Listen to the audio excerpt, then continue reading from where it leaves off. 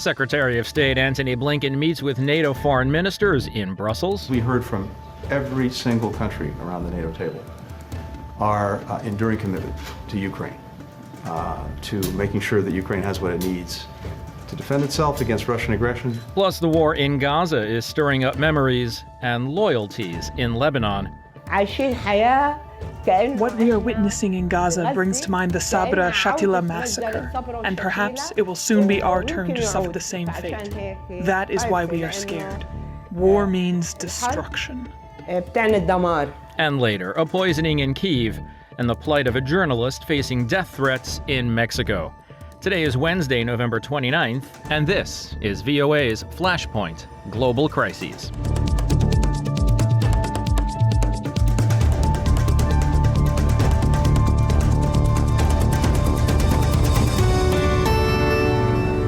Good evening, I'm Steve Karish in Washington. We'll be taking a look at the support for Hamas in Lebanon and the history that goes with it in a few minutes. First, though, the crisis in Ukraine is our first story, and it begins in Brussels. At the first Ukraine-NATO Council meeting, NATO Secretary General Jens Stoltenberg gave a stark warning. Russia has amassed a large missile stockpile ahead of winter. And we see new attempts to strike Ukraine's power grid and energy infrastructure, trying to leave Ukraine in the dark and cold. Stoltenberg also told reporters that Ukraine was closer to NATO than ever before, adding that allies will continue to support the country on its way to membership. Allies agree that Ukraine will become a member of NATO. We have now provided recommendations on Ukraine's priority reforms, including the fight against corruption, strengthening the rule of law, and supporting human rights and minority rights. Ukraine is closer to NATO than ever before. We will continue to support them on the path to membership, and will continue to support Ukraine's fight for freedom. U.S. Secretary of State Antony Blinken was in Brussels, too. He reaffirmed the United States' commitment to Ukraine, even as the Hamas-Israel war takes an increasing amount of American attention and resources, and as the battle in Ukraine rages on for a second year. First, we focused on NATO's enduring support and commitment to Ukraine. And I have to tell you, listening to all of our colleagues around the table, every single one expressed strong, enduring support for Ukraine. Some are questioning whether the United States and other NATO allies should continue to stand with Ukraine as we enter the second winter of Putin's brutality. But the answer here today at NATO is clear and it's unwavering. We must and we will continue to support Ukraine. For his part, Ukrainian Foreign Minister Dmytro Kuleba seemed to think the meeting was a success. When I was walking out of the meeting, I wish I could tell journalists what I heard in the room, but since our meetings are confidential, we will keep it with ourselves. But if I am to sum up the meeting that we had today, there was a clear no to fatigue and a clear yes to continued and increased support to Ukraine. And it's striking to see this spirit and of unity in the room on these two issues. And we'll have more on that meeting in Brussels later in the show when we hear from Anna Chernikova in Kyiv. And now a story that touches two of the major global crises going on around the world, the war in Ukraine and the Hamas-Israel war. U.S. lawmakers are racing to reach a deal on billions of dollars in aid for Ukraine and Israel before the holiday break. VOA's congressional correspondent Catherine Gibson has more. As snow blankets Ukraine and Ukrainian troops brace for another hard winter of fighting, aid crucial to Ukraine's fight against Russian aggression is in jeopardy in the U.S. Congress. Chuck Schumer is the majority leader in the U.S. Senate. For weeks, long weeks, a handful of Republicans have dangerously tried to link Ukraine aid and make our support for democracy in the West a pivotal issue that history will remember us for, conditional on passing hard right border policies. The White House has requested $106 billion in national security funding, including $60 billion for Ukraine and nearly $14 billion in aid for Israel. While most Senate Republicans support that aid, they are asking for billions in funding for border security in return. Mitch McConnell is the top Republican in the U.S. Senate. I called the president last week to make sure he understood that there wouldn't be a bill without a credible effort to get on top of our disastrous southern border situation. I hope that made the point, because I think on our side I've been the most enthusiastic supporter of the underlying bill. Ukrainian President Volodymyr Zelensky said passage of the aid package in the U.S. Congress is one of 3 key victories Ukraine needs on the international front. Zelensky said, "It's a challenge. It's not easy." But U.S. lawmakers have only a few weeks left in the session before heading home for the holidays. And the White House says the aid already distributed to Ukraine is running dangerously low. National Security Council spokesperson John Kirby. We didn't just pull those figures out of thin air. It was very much in keeping with what our partners have told us they need for the coming months. And in both cases, the runway keeps getting shorter and shorter. Many Republicans have expressed concern about continued aid, while there are many pressing domestic needs. One analyst told VOA the debate over Ukraine aid can't be separated from domestic political concerns. Colin Cleary is an adjunct professor at George Washington University and a veteran of the Foreign Service who served in Ukraine. Some of the critics of Ukraine aid would say, well, Ukraine is important, or Ukraine's in trouble, but we have a lot of domestic needs. We have poverty, we have border issues, we have other national issues, and so we should be spending the money on that. And I think that's a false dichotomy. A great country can do 2 things or more than 2 things at the same time. Opposition to aid to Ukraine is more significant in the Republican-majority U.S. House of Representatives. But Speaker of the House Mike Johnson has said he is confident it will pass. Catherine Gibson, VOA News. The temporary ceasefire notwithstanding, the war between Israel and Hamas has some Palestinian refugees in Lebanon remembering the 1982 Sabra and Shatila massacre. Amid the backdrop of perceived Palestinian resistance to Israel, Hamas is finding more supporters in Israel's northern neighbor. Nicole DeIlio reports from the Shatila refugee camp in Beirut. On September 16, 1982, members of a Lebanese Christian militia known as the Phalange, led by Elio Beika, in coordination with the Israeli army, stormed the Sabra and Shatila Palestinian refugee camps in South Beirut, killing between 800 and 3,500 Palestinian refugees and Lebanese civilians in 2 days. Mahmoud Surur remembers the piles of the bloated corpses.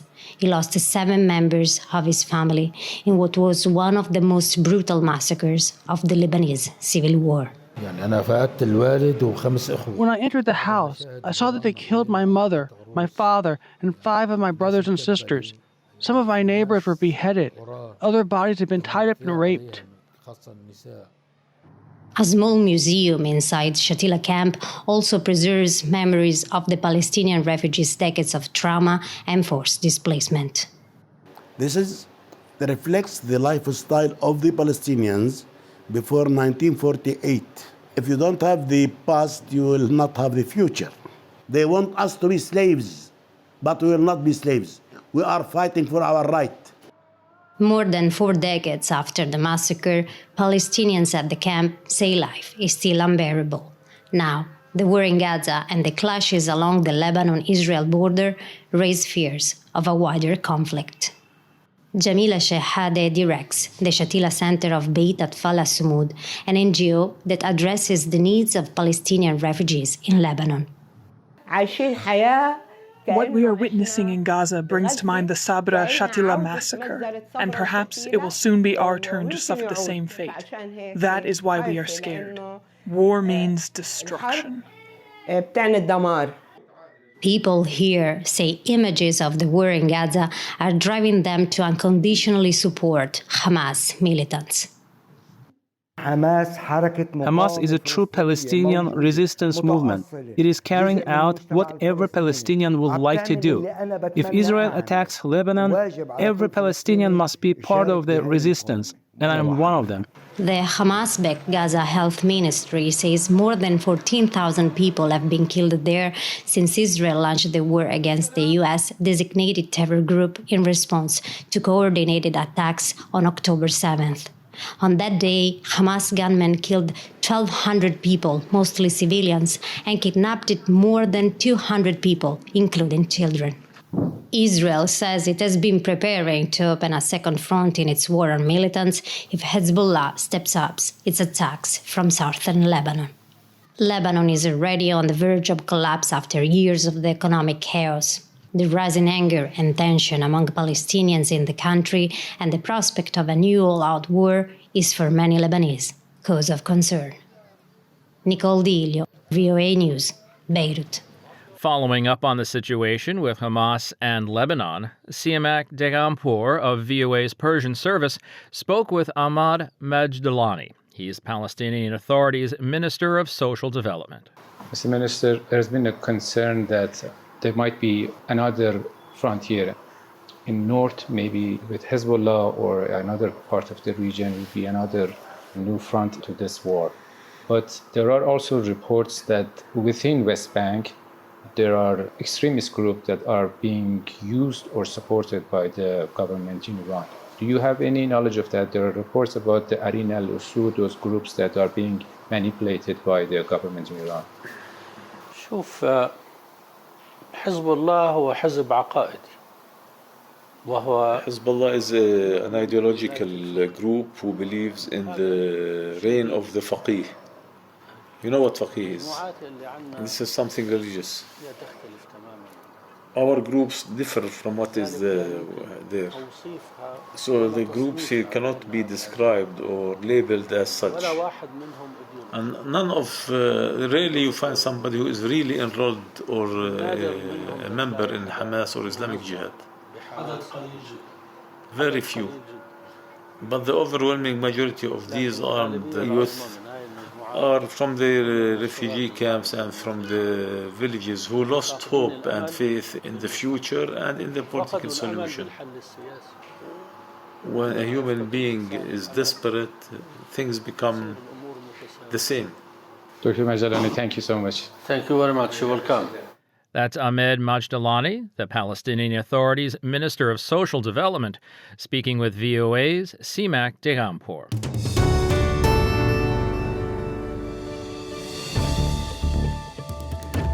You're listening to Flashpoint Global Crisis here on the Voice of America. I'm Steve Karish in Washington.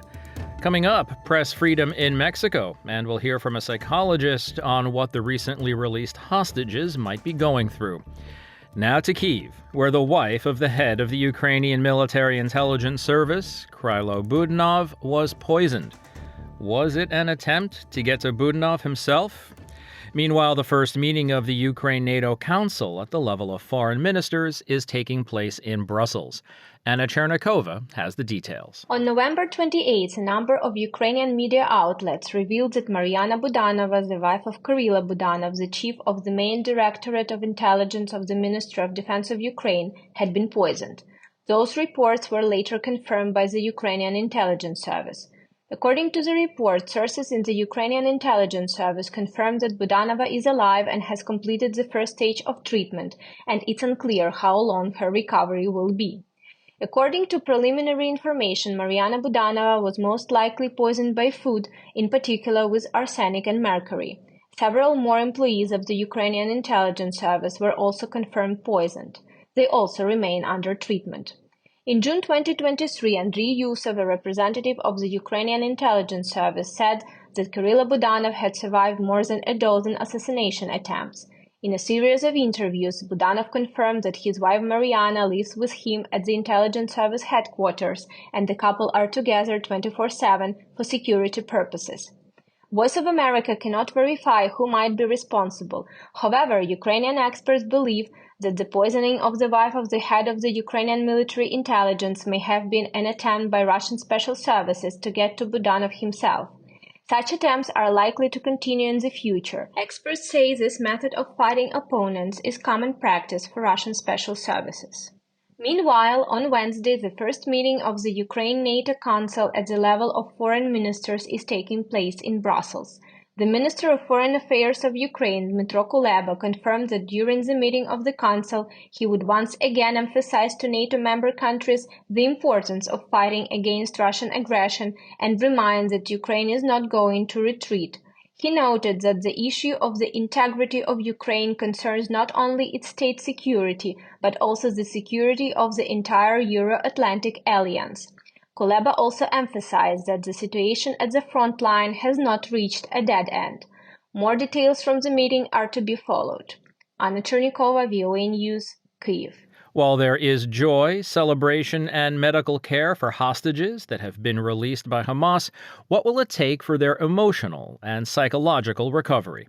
My colleague Laurie London spoke with British psychologist Neil Greenberg about what it will take for them to get back to some sense of normalcy. So there's a huge variation in the sorts of responses that people have when they're taken hostage. And it also varies depending on sort of the phase of the hostage taking. So at the time they're taken hostage, there's often a huge amount of uncertainty and disorientation and terror or fear or people being scared, and that's not surprising. When they're in captivity, the way that they might respond to that emotionally or cognitively very much depends on what's happening to them. So if they're told that they're going to be released, if they're told that they're never going to be released, or they're threatened or they're mistreated, all of those experiences can very much impact on how people are when they're in detention. At the point that they're released, many people will initially feel, unsurprisingly, a huge amount of elation. But when you've been detained for a long period of time, it can be very disorientating to come back into the sort of normal part of society. What we know is any traumatic experience initially is likely to sort of lead to you having various symptoms of distress, so not wanting to talk about it, dreaming about it, maybe having nightmares, thinking about it all the time, being jumpy, being scared and distrustful. But most people find that over the first few days, weeks and few months, that most of those symptoms tend to dissipate, particularly if you're in a supportive environment. Unfortunately, there are a small proportion of people will go on and develop longer term problems. One of the conditions that they might develop is something which is called post-traumatic stress disorder. Most people have a period of distress, and then with the right support and letting time pass, that they recover. Does it seem to impact different age groups differently, such as children versus elderly or young adults in their ability to cope during captivity? So it's certainly true that what your experience is up until the point you're taken hostage can very much influence about how you deal with being taken hostage and also being released. I'm an adult mental health expert. I know about children and children's mental health, and I've got experience of hostages, but my expertise is on adults. What we do know about children, though, is the way that they cope with any traumatic experience very much depends upon how the adults around them respond. So if children get released and they come back into a family that is sensitive and listens to them and supports them, then that is likely to be a lot more helpful than coming back into a family where everyone's very anxious and watching for any possible sign that they might not be all right. And that can lead children to not want to worry their parents and maybe not provide an environment where they feel that they can be open with the adults around them. And of course, if they come back and find out a parent or a sibling is no longer here, that they were murdered. Absolutely. I mean, there are a whole range of factors that will influence how someone will adapt. As you said, if they find out that their loved ones or their families or friends were killed in the initial assault by Hamas, that's going to have a huge impact on them. They've also got to deal with the fact that actually there are people who are left behind who are still in captivity, and they have to try and make sense to themselves why it is that they've been released and other people haven't. So there are a huge range of factors. And of course, this whole scenario is evolving, and what happens on the news is likely also to impact upon people who've been released as well. Hearing stories about those who are left behind, and that's both because they may be very upset for those who are left behind, but they also may be thinking, gosh, that could have been me. How can families help them get back into the world? Should they go to therapy? Should they just let them talk about what they experienced in their own pace, if at all? In the early stages, after anyone has experienced kidnapping or any other traumatic exposure, what's important in the first few days and weeks is that they have a supportive set of individuals around them. In fact, the vast majority of people don't need and actually won't benefit from having mental health professionals come and speak to them early on. Instead, what families and friends and their community should do is to provide them with an opportunity opportunity to speak about what's happened at their own pace when they feel ready to do so. They should be gently encouraged to speak about it, but not forced to. And hopefully by having a supportive environment and letting time pass and speaking about it when you can, that should really help the majority recover. There's a great kind of dictum in trauma world is that you should avoid avoidance. And so what isn't helpful in the long term is to bottle it up and just carry on. Although it's also fair to say, because we're human beings vary so much, that for some people that might be the approach that they use and it works. But for most people, avoiding talking about distressing memories actually only leads to them continuing to affect them. So it's generally a good idea to talk, but at your own pace when you feel ready to. And finally, today, among the global crises we follow here on the show is the crisis facing journalists around the world. And it's not just in war zones or under restrictive dictatorships that danger exists. Mexican journalist Maria Teresa Montaño has survived death threats and a kidnapping, but she refuses to quit investigating corruption and wrongdoing. From Toluca, Mexico, VOA's Cristina Casiego-Smith has the story. Persistence. That's the word Maria Teresa Montaño uses when asked why she still works as an investigative journalist in Mexico. Despite the risks in recent years, above all, I came back to finish what I was doing. A journalist for 30 years, Montaño covers corruption and reports on local government and politics for her news website The Observer in the city of Toluca. But not everyone welcomes her investigations. In August 2021, 3 men abducted Montaño at gunpoint. For 3 hours, the assailants threatened the journalist, forced her to withdraw money at several ATMs, and took her reporting gear and notebooks. She says the attackers left her with a warning: don't report the kidnapping. I had to leave the country because they threatened to kill me. Montaño's experience is all too common in Mexico. 3 journalists in Guerrero State in November were kidnapped and held for several days. One of the most dangerous countries for journalists globally, Mexico registered more than a dozen media killings in 2022 alone, says the Committee to Protect Journalists, or CPJ. Jan Albert Hudson is CPJ's Mexico representative. We continue to see public officials who in no way respect freedom of the press in the country. We have in Mexico many organized crime groups that are willing to use extreme violence to protect their interests. And for them, journalists are a legitimate target. Adding to the risks, says Hudson, is the lack of justice. In Mexico, more than 95% of crimes against journalists go without any sentence, and those are the crimes we have recorded. Montaño's case is still unsolved. She reported her kidnapping to state officials and the Federal Mechanism for the Protection of Human Rights Defenders and Journalists, who assigned her a bodyguard, at least while in Toluca. But even with protection, Montaño feels uneasy. After the kidnapping, she sent her children away from Toluca and left Mexico briefly. I fell into a severe depression. There was a moment when I couldn't continue. The truth was, I was very unwell, and at moments I couldn't get out of bed. But a sense of duty and her news and fact-checking website, The Observer, kept her going. After the kidnapping, I thought I was done. Then you realize that it's your vocation. I felt like I had things pending. I have a web portal with a team that was waiting for me, and I had to go back. And I wanted to go back to finish what I had started. Another motivation, her commitment to the truth. It's necessary to encourage a free press that makes the issues that really matter visible to the eyes of politicians, the deviations, what they're doing wrong and who they are, so people can make appropriate decisions at the time. That commitment led CPJ to recognize Montaño this month with its International Press Freedom Award for her courageous reporting. Cristina Caicedo-Smith, VOA News, Toluca, Mexico. And that's going to wrap up today's show. There's more